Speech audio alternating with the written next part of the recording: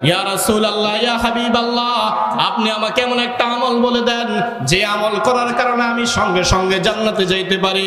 নবীজি সাল্লাল্লাহু আলাইহি সাল্লাম বলেন, আফসুস সালাম, তোমরা এক নম্বরে সালামের প্রচার প্রসার করবা। সমাজের মধ্যে মা সন্তানকে সালাম দিবে, সন্তান মাকে সালাম দিবে, বাবা সন্তানকে সালাম দিবে, সন্তান বাবাকে সালাম দিবে, এরকম ভাবে স্বামী স্ত্রীকে সালাম দিবে, স্ত্রী স্বামীকে সালাম দিবে। যদি এই প্রচার প্রসার সমাজের মধ্যে হয়ে যায়, নবীজির কথা বাস্তবায়ন হয়ে যাবে। নবীজি বলেন, আফসুস সালাম, আমার উম্মতেরা তোমরা একে অপরকে সালাম দাও, সালামের প্রচার প্রসার সমাজের মধ্যে করে দাও। 2 নম্বর, ওয়াতিমুত তুআম, তোমরা একে অপরকে খানা খাওয়াও। তোমাদের বাড়ির পাশেই অনেক ক্ষুধার্ত অবস্থায় অনেক গরিব, খানা নাই, এরকম ভাবে এক বেলা খাইতে পারে না, 2 বেলা খাইতে পারে না, তোমরা ভালো ভালো খাবার খাইলে চলবে না, তোমরাও তাদেরকে বাজার করে দাও, খাবার খাওয়াও। ওয়াতিমুত তুআম, আল্লাহ নবী বলেন তোমরা তাদেরকে খানা খাওয়াও। 3 নাম্বার, ওয়াসিলু বিল আরহাম, নবীজি সাল্লাল্লাহু আলাইহি সাল্লাম বলেন আত্মীয়তার বন্ধনকে তোমরা মজবুত করে ধরো, রক্তের সম্পর্কে তোমরা মজবুত করে আঁকড়ে ধরে রাখো। আজকে তো জায়গা জমিনের কারণে, আমার আগে আমার বক্তা বলেছে, সম্পত্তির কারণে অনেক ভাই তার বোনকে দেখতে পারে না, বাবা মারা যাওয়ার সাথে সাথে বোন তার বাবার বাড়ি আসতে পারে না, এমন একটা পরিস্থিতি আমাদের সমাজের মধ্যে হয়ে যায়। নবীজি বলে, না না না না, যদি তোমরা সংক্ষেপে জান্নাতে যাইতে চাও, তাড়াতাড়ি জান্নাতে যাইতে চাও, ওয়াসিলু বিল আরহাম, তোমরা আত্মীয়তার বন্ধনকে মজবুত করে ধরো, ভাই বোনের সম্পর্ক আর মজবুত করো। এবার নবীজি বলেন, ওয়াসাল্লু বিল লাইলি ওয়ান নাসু নিয়াম, তোমরা যদি জান্নাতে সহজভাবে যাইতে চাও, তাহলে শেষ রাতে উঠা মালিকের দরবারে সেজদা দিয়া তাহাজ্জুদের নামাজ পড়ো।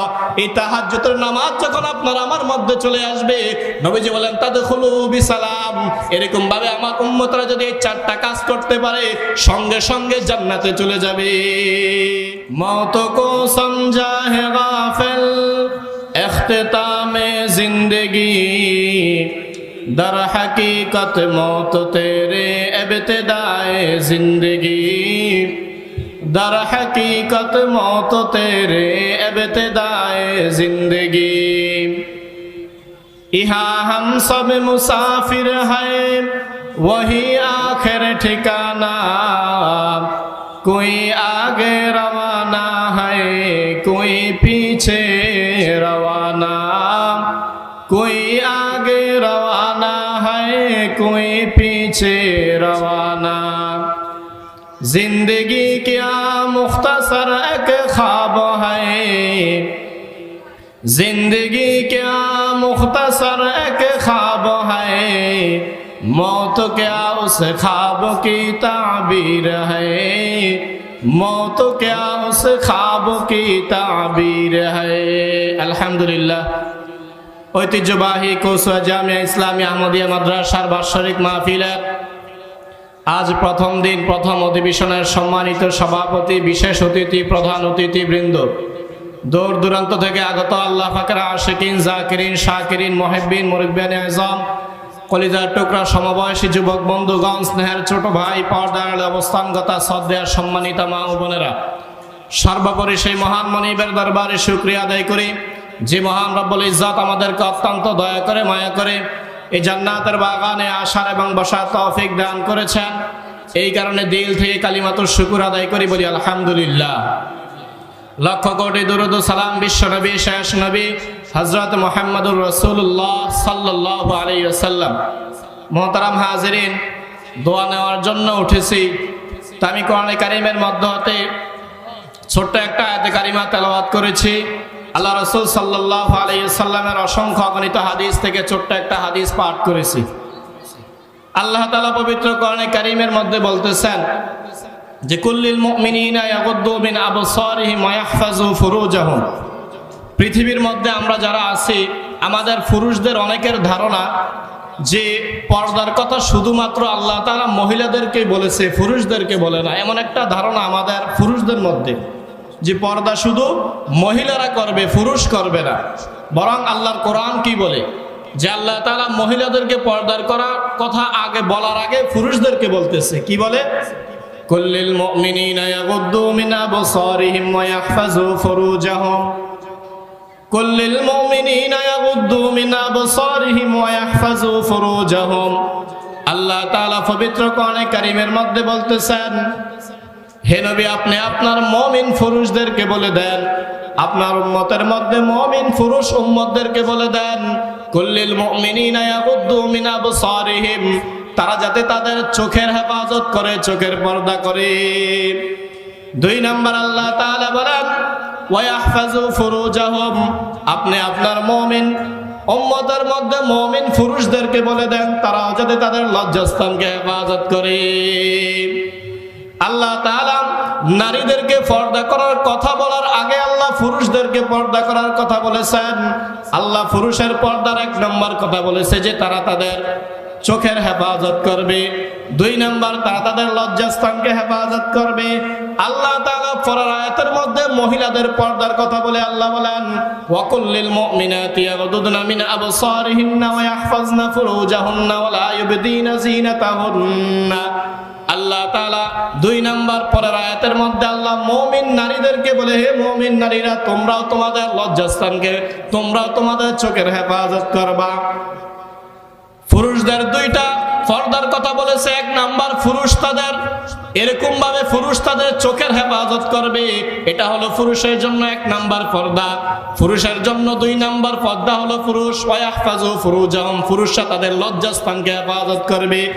নারীদের ব্যাপারে আল্লাহ বলেন নারীরা 3টা জিনিসের পর্দা করবে, এর মধ্যে 1 নাম্বার নারীরাও তাদের চোখের হেফাজত করবে, 2 নাম্বার নারীরাও তাদের লজ্জাস্থানের হেফাজত করবে। 3 নাম্বার নারীর পর্দার 3 নাম্বার হলো নারীরা তাদের সৌন্দর্যকে অন্য পুরুষের সামনে প্রকাশ করবে না, প্রদর্শন করবে না। নবীজি সাল্লাল্লাহু আলাইহি ওয়াসাল্লাম বলেন যখন কোনো বেগানা নারী রাস্তা দিয়ে হাইটা যায় তখন তার পিছনে পিছনে একটা শয়তানের একটা ফাল তার পিছনে পিছনে হাইটা যায়। সাহাবায়ে কেরাম প্রশ্ন করলেন ইয়া রাসূলুল্লাহ ইয়া হাবিবাল্লাহ ওই শয়তানদের কাজ কি? নবীজি সাল্লাল্লাহু আলাইহি ওয়াসাল্লাম বলেন শোনো শোনো আমার সাহাবীরা, যখন কোনো বেপরদা নারী রাস্তা দিয়ে হাইটা যায় তখন তার পিছনে এক ফাল শয়তান তার পিছনে পিছনে যায়। ওই শয়তানের কাজ কি জানো? বলে রাস্তার 2 পাশে যত পুরুষ আছে তাদের চোখ, তাদের হেফাজত, তাদের এরকম ভাবে চোখের নজর গিয়ে ওই মহিলার দিকে পালায়। তখন ওই মহিলাটা নিজের সৌন্দর্য প্রকাশ করে যখন চলে, বেপরদা মতো চলে, তখন ওই মহিলা যদি 1000 পুরুষ তার দিকে তাকায় তাহলে 1000 পুরুষের সাথে জিনা করলে যেই গুনাহ ওই মহিলার আমলনামায় সেই সমপরিমাণ গুনাহ দিবে। আল্লাহ তাআলা বলেন মুমিন নারীরা তোমরা 3টা জিনিসের পর্দা করবা, মুমিন পুরুষেরা তোমরা 2টা জিনিসের পর্দা করবা। নবীজি সাল্লাল্লাহু আলাইহি ওয়াসাল্লাম বলেন এই পর্দাগুলো করে তোমরা যদি জান্নাতের মধ্যে যাইতে চাও। আব্দুল্লাহ ইবনে সালাম রাদিয়াল্লাহু তাআলা আনহু বলেন ইয়া রাসূলুল্লাহ ইয়া হাবিবাল্লাহ আপনি আমাকে এমন একটা আমল বলে দেন যে আমল করার কারণে আমি সঙ্গে সঙ্গে জান্নাতে যাইতে পারি। নবীজি সাল্লাল্লাহু আলাইহি ওয়াসাল্লাম বলেন আফসুস সালাম, তোমরা 1 নম্বরে সালামের প্রচার প্রসার করবা। সমাজের মধ্যে মা সন্তানকে সালাম দিবে, সন্তান মাকে সালাম দিবে, বাবা সন্তানকে সালাম দিবে, সন্তান বাবাকে সালাম দিবে, এরকম ভাবে স্বামী স্ত্রীকে সালাম দিবে, স্ত্রী স্বামীকে সালাম দিবে। যদি এই প্রচার প্রসার সমাজের মধ্যে হয়ে যায় নবীজির কথা বাস্তবায়ন হয়ে যাবে। নবীজি বলেন আফসুস সালাম, আমার উম্মতেরা তোমরা একে অপরকে সালাম দাও, সালামের প্রচার প্রসার সমাজের মধ্যে করে দাও। 2 নাম্বার ওয়াতাইমুত তুআম, তোমরা একে অপরকে খানা খাওয়াও। তোমাদের বাড়ির পাশেই অনেক ক্ষুধার্ত অবস্থায় অনেক গরিব খানা নাই, এরকম ভাবে 1 বেলা খাইতে পারে না, 2 বেলা খাইতে পারে না, তোমরা ভালো ভালো খাবার খাইলে চলবে না, তোমরাও তাদেরকে বাজার করে দাও, খাবার খাওয়াও। ওয়াতাইমুত তুআম, আল্লাহ নবী বলেন তোমরা তাদেরকে খানা খাওয়াও। 3 নাম্বার ওয়াসিলু বিল আরহাম, নবীজি সাল্লাল্লাহু আলাইহি ওয়াসাল্লাম বলেন আত্মীয়তার বন্ধনকে তোমরা মজবুত করে ধরো, রক্তের সম্পর্কে তোমরা মজবুত করে আঁকড়ে ধরে রাখো।